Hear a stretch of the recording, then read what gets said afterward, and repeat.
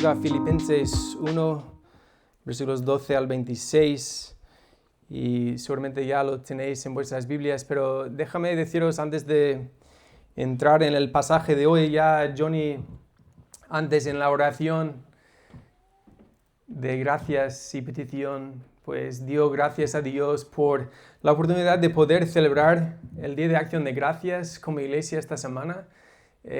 Veo vuestras caras y sé que muchos de nosotros hemos estado juntos alrededor de la mesa compartiendo una buena comida, y en total casi nos juntamos casi 80 personas, así que gloria a Dios. Yo creo que ha sido una bendición poder estar juntos de esta manera tan tangible para mostrar el amor de Cristo a los demás. Entonces, gloria a Dios. Queremos siempre buscar maneras de llevar el Evangelio a los demás, a la gente de nuestra ciudad, ¿verdad? Así que bueno, la semana pasada empezamos esta nueva serie sobre Filipenses, esta carta escrita por Pablo a los creyentes en Filipos. Hablamos brevemente cómo nació la iglesia en Filipos, según Hechos 16, y hemos hablado de cómo esta carta fue enviada unos 10 años después de la plantación de esta nueva iglesia, y sobre todo empezamos a destacar el gran tema principal de esta carta, que tiene que ver con el gozo de vivir para Cristo, ¿verdad? Del gozo de vivir para Cristo. Entonces, incluso a lo largo de esta semana, no sé cómo has experimentado el gozo de vivir para Cristo, pero creo que es una gran meta para cada uno de nosotros que somos creyentes, para siempre reflexionar sobre cómo vivir nuestras vidas centradas en Cristo es al final un gran gozo. Incluso en medio de situaciones complicadas, como hemos visto ya Pablo, que está en cadenas, digamos. Esto sale en Filipenses 1:7, en mis prisiones. Seguramente Pablo estaba en Roma, encarcelado, había sido detenido por la predicación de la palabra, y aunque le permitieron vivir aparte, estaba siempre con un soldado a su lado. Y es en medio de esta situación que Pablo escribe esta carta para agradecerles a estos creyentes por su comunión en el Evangelio, es lo que vimos la semana pasada, y animarles en su fe, y para destacar el gozo de vivir para Cristo. Entonces, ahora acompañadme a Filipenses 1, versículos 12 al 26. Vamos a leer ahora en castellano, ¿vale? Y dice así la palabra del Señor: Quiero que sepáis, hermanos, que las cosas que me han sucedido han redundado más bien para el progreso del Evangelio, de tal manera que mis prisiones se han hecho patentes en Cristo, en todo el pretorio y a todos los demás. Y la mayoría de los hermanos, cobrando ánimo en el Señor con mis prisiones, se atreven mucho más en hablar la palabra sin temor. Algunos, a la verdad, predican a Cristo por envidia y contienda, pero otros de buena voluntad. Los unos anuncian a Cristo por contención, no sinceramente, pensando añadir aflicción a mis prisiones, pero los otros por amor, sabiendo que estoy puesto para la defensa del Evangelio. ¿Qué pues? Que no obstante, de todas maneras, o por pretexto o por verdad, Cristo es anunciado. Y en esto me gozo y me gozaré aún, porque sé que por vuestra oración y la suministración del Espíritu de Jesucristo, esto resultará en mi liberación, conforme a mi anhelo y esperanza, de quien nada seré avergonzado, antes bien con toda confianza como siempre, ahora también será magnificado Cristo en mi cuerpo, o por vida o por muerte. Porque para mí el vivir es Cristo y el morir es ganancia. Mas si el vivir en la carne resulta para mí en beneficio de la obra, no sé entonces qué escoger, porque de ambas cosas estoy puesto en estrecho, teniendo deseo de partir y estar con Cristo, lo cual es muchísimo mejor. Pero quedar en la carne es más necesario por causa de vosotros.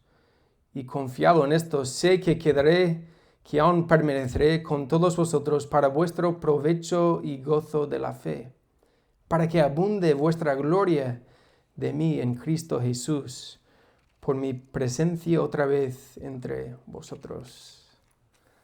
Amén. Vamos a orar y luego entrar en este gran tema. Dios, gracias por tu palabra.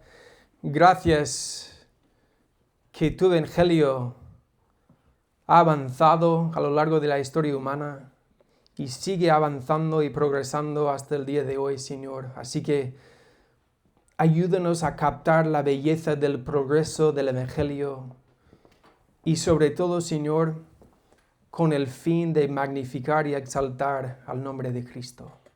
Es nuestro deseo en esta mañana, Señor, que tú seas magnificado y exaltado. Así que oramos en el nombre de Cristo. Amén.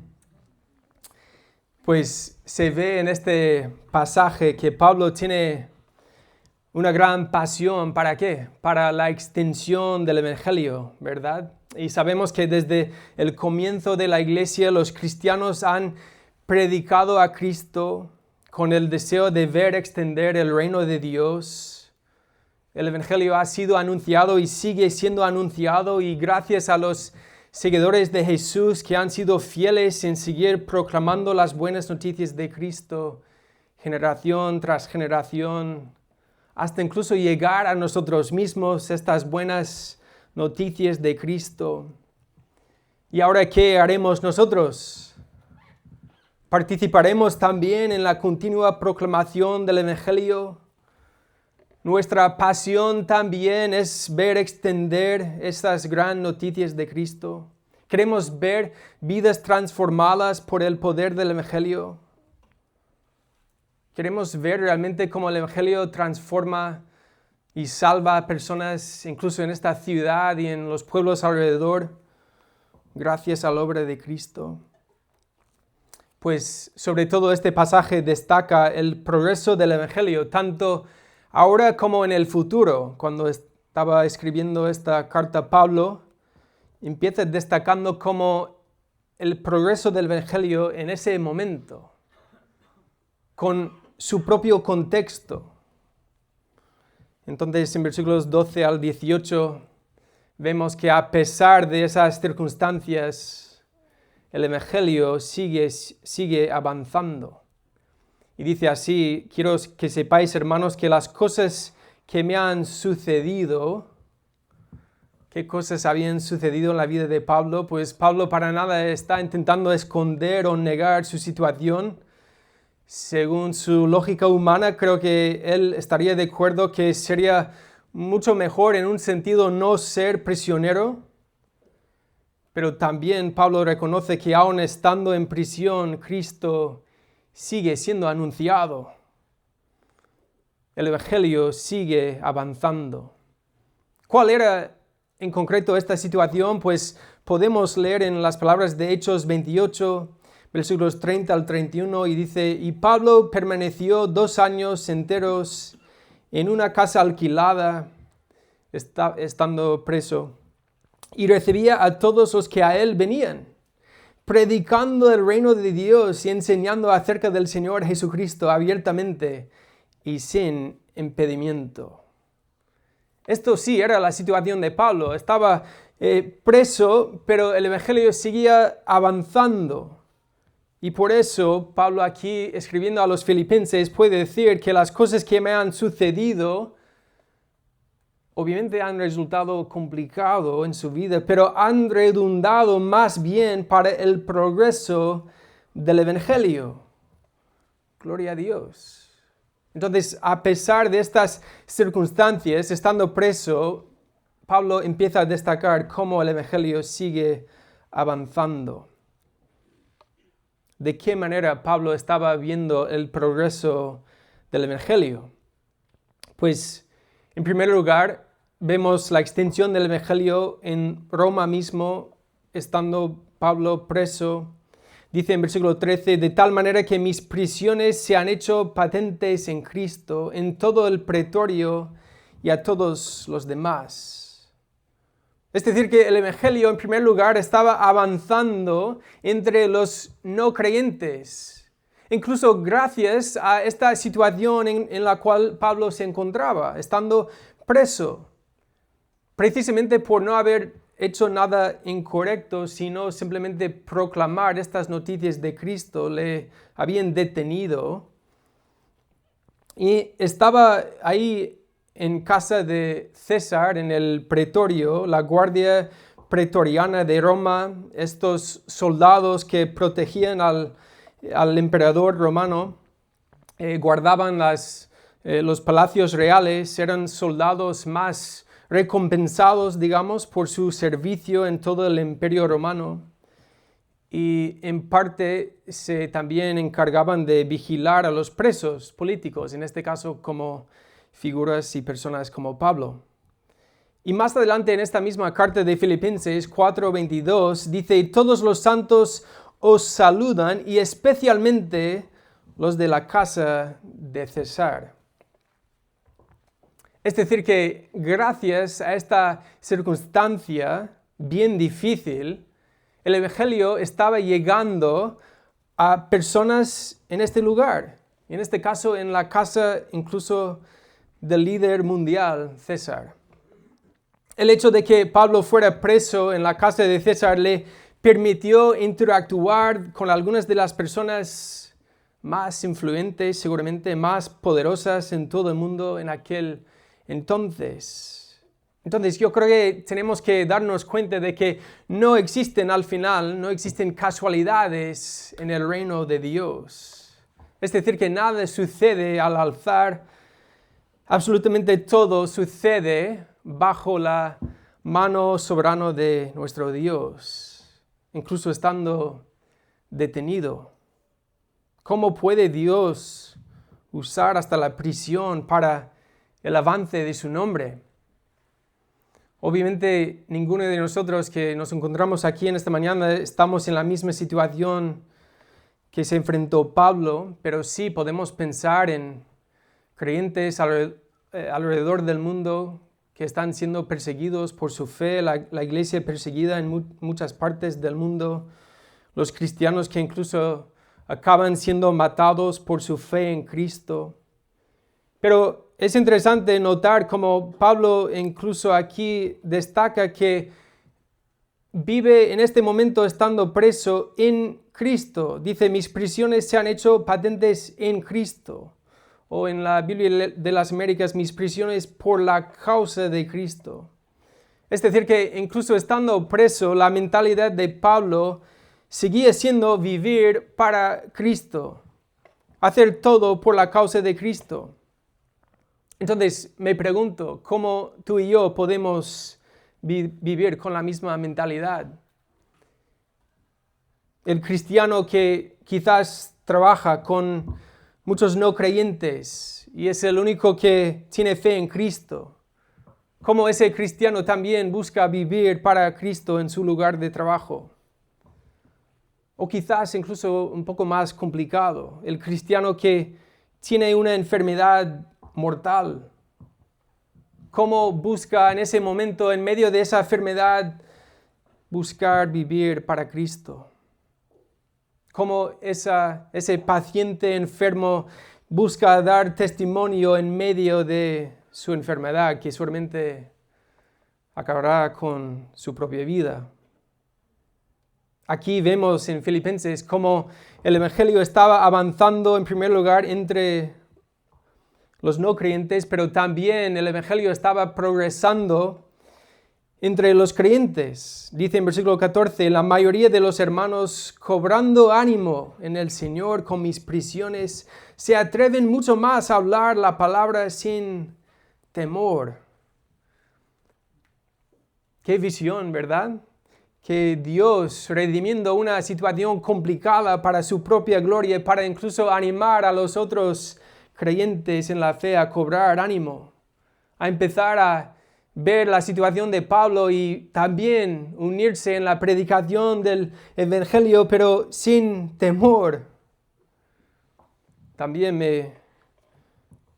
me pregunto si esto es nuestro propio caso cuando enfrentamos persecución.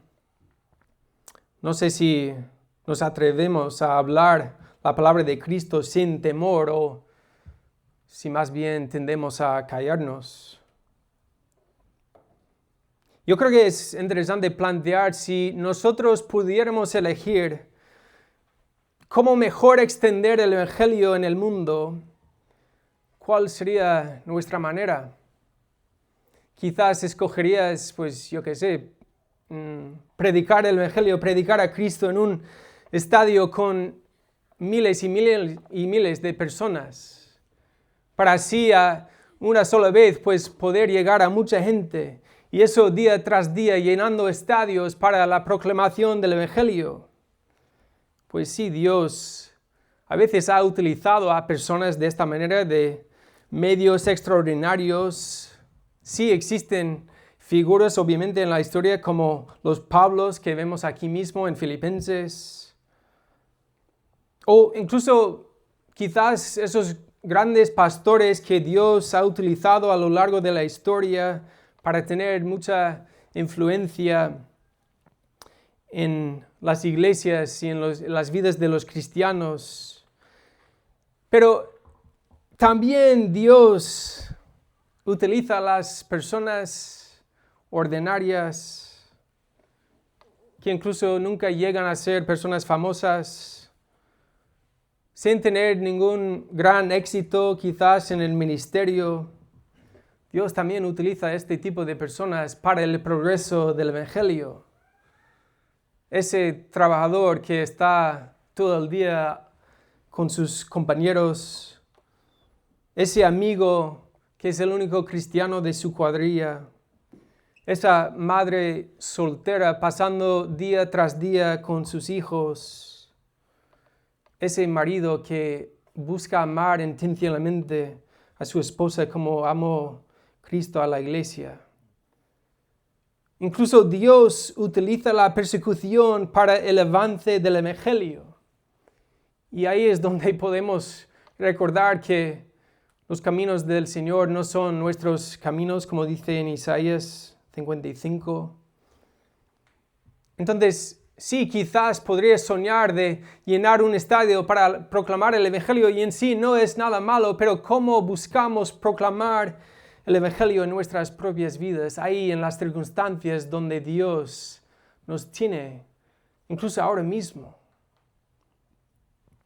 Pues en la siguiente parte del pasaje, versículos 15 al 18, también habla del progreso del Evangelio, en cómo Cristo es, sobre todo, anunciado.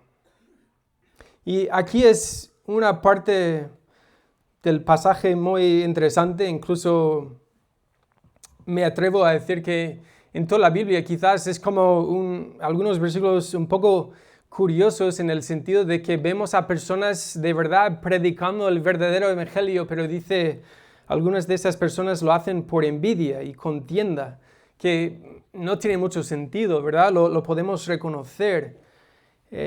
Vuelvo a leer, dice, algunos a la verdad predican a Cristo por envidia y contienda, pero otros de buena voluntad. Los unos anuncian a Cristo por contención, no sinceramente pensando añadir aflicción a mis prisiones, pero los otros por amor, sabiendo que estoy puesto para la defensa del Evangelio. Entonces, aquí Pablo está destacando que gracias a Dios el Evangelio está siendo predicado, pero deja claro que no todos lo hacen con un buen motivo del corazón. Algunos lo hacen por envidia y contienda, en cambio otros de buena voluntad. Algunos no sinceramente, pero otros por amor. Entonces es difícil de entender cómo algunos pueden predicar ese verdadero evangelio por envidia y contienda, pero sabemos que también en nuestros días a veces sucede, quizás, no sé si es exactamente lo mismo, pero podemos pensar en un pastor o una iglesia que sí, de verdad predica el verdadero evangelio, pero quizás buscando más bien su propia fama que la fama de Cristo. O quizás podemos pensar en una situación donde los yo qué sé, donde los no creyentes se burlan de la fe de los creyentes por ese evangelio que proclaman y en su propia burla acaban predicando el evangelio. Me pregunto si también sería algo parecido. Mira, estos creen que hay solo salvación en Cristo. ¡Qué ridículo! Sabemos que la Biblia es un cuento de hadas, pero ¿me entendéis? En esa propia burla llegan a incluso predicar el nombre de Cristo. Y a pesar de malos motivos, Pablo está destacando que Cristo sigue siendo predicado. Mire, yo sé que no es exactamente lo mismo, pero incluso hace poco en España, en la televisión española, hubo una noticia que salió sobre el preocupante crecimiento de las iglesias evangélicas en España. Y claro, para nada estoy intentando decir que yo creo que no llegaron a realmente predicar el evangelio en su totalidad, pero con esa pequeña noticia yo creo que nos da así una idea de lo que está sucediendo aquí. Es como incluso a pesar de esas noticias que no querían representar bien la iglesia evangélica, por lo menos si podemos sacar algo positivo de esa realidad es que sí, gracias a esa noticia hay ahora más conciencia de que la iglesia evangélica sigue creciendo en España. ¿No es así? Entonces, ahora bien, gracias a Dios yo diría que la mayoría de personas que predican a Cristo lo hacen de buena voluntad y por amor. Pero sea, ¿cuál es la respuesta de Pablo aquí al ver a Cristo predicado? Dice en versículo 18, que pues, que no obstante, de todas maneras, o por pretexto o por verdad, Cristo es anunciado. Cristo es anunciado y en esto me gozo y me gozaré aún. Cristo es anunciado y gloria a Dios cuando el nombre de Cristo es anunciado, cuando el verdadero evangelio está proclamado, ya sea por malos motivos o sea por puro deleite y gozo. Para nosotros es un deleite predicar a Cristo. No sé de qué manera estás buscando en tu vida anunciar a Cristo a los demás. Como iglesia nos gozamos cuando otros predican a Cristo. Cuando otras iglesias que predican el verdadero evangelio, aunque sean de otra denominación, ojo, Pablo no se goza en la predicación del falso evangelio, sino sí, se goza en el verdadero evangelio, aunque el motivo de la persona no sea correcto. Entonces, me hace pensar en nuestro propio contexto, donde hay tan pocos cristianos aquí en nuestra ciudad, tan pocas personas que anuncian la verdad de Cristo.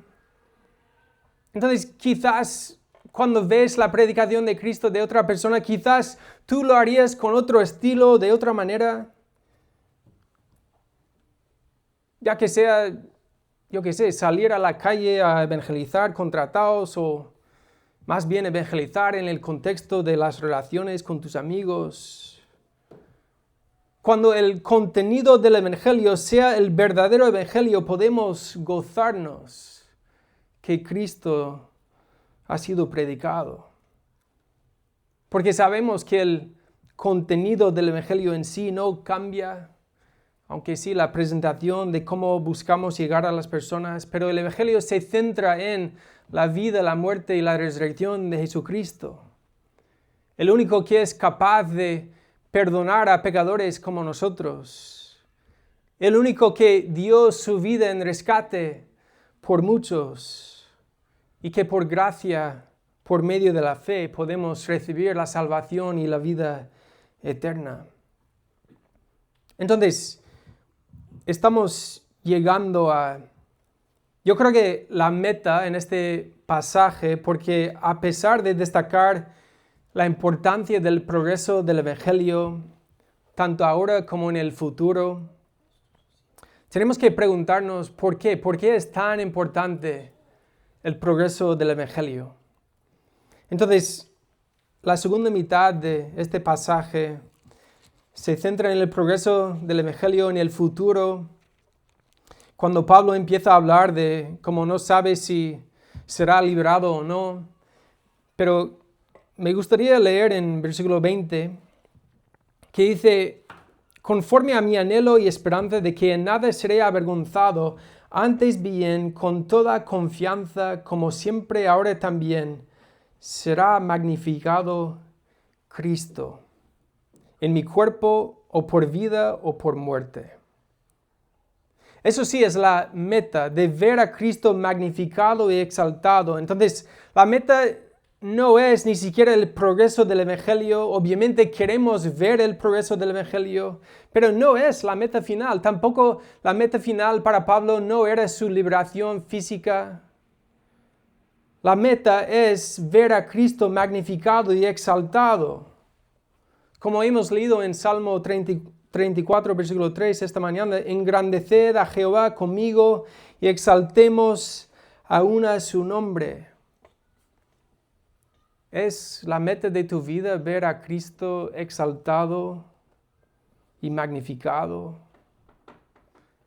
Ya sea en vida o en muerte. Qué contraste, qué frase más chocante, ¿verdad? Porque para mí el vivir es Cristo y el morir es ganancia. ¿Cómo podría Pablo llegar a decir esto? ¿Qué quiere decir? Si vivo, entonces vivo para Cristo. Como leímos la semana pasada, Gálatas 2:20, con Cristo estoy juntamente crucificado y ya no vivo yo, mas vive Cristo en mí. Y lo que ahora vivo en la carne, lo vivo en la fe del Hijo de Dios, el cual me amó y se entregó a sí mismo por mí. Entonces, si sigo vivo, pues mi meta es vivir para Cristo, para que Él sea exaltado y magnificado. Pero si me muero, dice que es ganancia. Es incluso mejor porque puedo estar cara a cara con Cristo, estando ya en la gloria. Y como creyentes, obviamente anhelamos que llegue ese día de una esperanza viva, como dice en 1 de Pedro 1, 3 al 9, bendito el Dios y Padre de nuestro Señor Jesucristo, que según su grande misericordia nos hizo renacer para una esperanza viva, por la resurrección de Jesucristo de los muertos, para una herencia incorruptible, incontaminada, inmarcesible, reservada en los cielos para vosotros, que sois guardados por el poder de Dios mediante la fe, para alcanzar la salvación que está preparada para ser manifestada en el tiempo postrero, en lo cual vosotros os alegráis, aunque ahora por un poco de tiempo, si es necesario, tengáis que ser afligidos en diversas pruebas, para que sometida a prueba vuestra fe, mucho más preciosa que el oro, el cual, aunque perecedero, se prueba con fuego, sea hallada en alabanza, gloria y honra, cuando sea manifestado Jesucristo, a quien amáis sin haberle visto, en quien creyendo, aunque ahora no lo veáis, os alegráis con gozo inefable y glorioso, obteniendo el fin de vuestra fe, que es la salvación de vuestras almas. Obviamente, como creyentes, anhelamos ese gran día de poder estar por fin cara a cara con nuestro Señor y Salvador, nuestro gran Redentor, el que perdonó nuestros pecados, porque obviamente anhelamos ese gran momento en el cual dejamos de luchar contra el pecado, dejamos de experimentar sufrimiento y sobre todo podemos adorar a Cristo para toda la eternidad. Entonces, como dice en Apocalipsis 22:20, ciertamente vengo en breve. Y el pueblo responde, amén, sí, ven, Señor Jesús. Lo que Pablo nos da a nosotros y lo que está dando a los creyentes en Filipos era una perspectiva eterna. Una perspectiva más allá que sus propias vidas en este mundo. Pero si nos toca seguir en esta vida, pues vivimos para Cristo. Y si nos toca en este momento la muerte, pues hemos ganado los que hemos confiado en Cristo.